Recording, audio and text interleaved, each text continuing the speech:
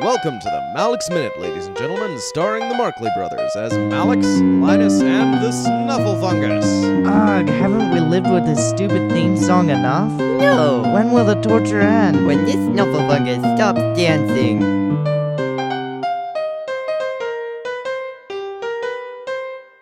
Malex, I just saw a big truck with the word senior spray painted on the window. So? Linus said that's because they run over old people.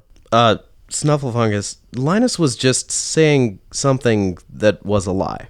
Oh, okay. Malex, the truck's license plate was Kill 5, and it had a Nazi swastika emblazoned across the back. Oh, that guy. Well, Snufflefungus, he actually does run over senior citizens for fun. It's all a game to him. Oh, that's really horrible. Told you. Is it okay with you guys if I start this episode? Sure, go right ahead.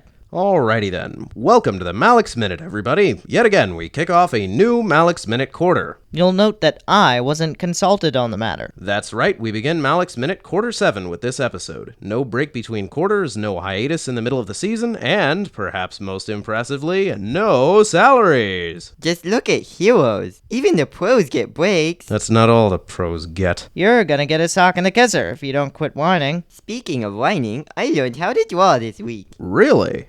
Yeah, I drew my masterpiece. My grand opus. This I've gotta see. Here it is. Why, Snufflefungus, I had no idea you could draw amorphous blobs so well. Thanks. But this drawing is a statement on the human condition. What? You're not a human. That's what makes me particularly qualified to talk about it. Well, Snufflefungus, that's quite nice. Who are you kidding? It's a terrible drawing. Terrible, bordering on horrific. Horrific? You really think so? Absolutely. But you think I show promise as an artist, right? Snufflefungus, I'm afraid the only safe outlet for your creative expression would have to be decorating the underside of flooring tiles. The permanent kind. Well, that's something. Malex, can you talk some sense into him? I'm not getting through. Linus, shut up. Snufflefungus, I think it's a good drawing. Would you mind telling me what your piece is about? It's a statement on the human condition. Yes, but what kind of statement exactly? Well, I don't want to alarm anybody, but I have noticed something about some people. What's that, Snufflefungus? Well, some people, and I'm not naming any names, are mean. Mean. What I mean to say is that some people aren't very nice, and I think that they should stop not being nice. And how did you come to this conclusion? I can't imagine. Before things come to blows, can we answer an email from a fan? Did we actually get an email from a listener? Yes. Wonderful. And you'll use this sole communication with a single misguided listener to fuel your irrational devotion to this aimless production for another year. You make me sick. Right. Well, this email is from Nathaniel Goodbrains of New Las Vegas, the Moon. You just made that up, right? One can only hope. His first question is directed at me. He asks, if the crystal orb can give Linus a body, couldn't you make it do some other things? Like generate a force field to protect you from those who would wish you harm. That's a laugh and a half. Malex can barely figure out how to make his coffee maker generate coffee. Let's leave advanced energy field generation out of the equation, shall we? To answer your question, Mr. Goodbrains, I really don't have any idea what the orb can and cannot do. In fact, just the other day, Linus spent the whole day 3 feet off the ground because the orb was acting crazy. So, I really don't know. You should have fixed it sooner. I felt like a moron. Welcome to the club. The next question is directed to Linus. He asks, do you feel less bitter and hateful now that you have a human body? What?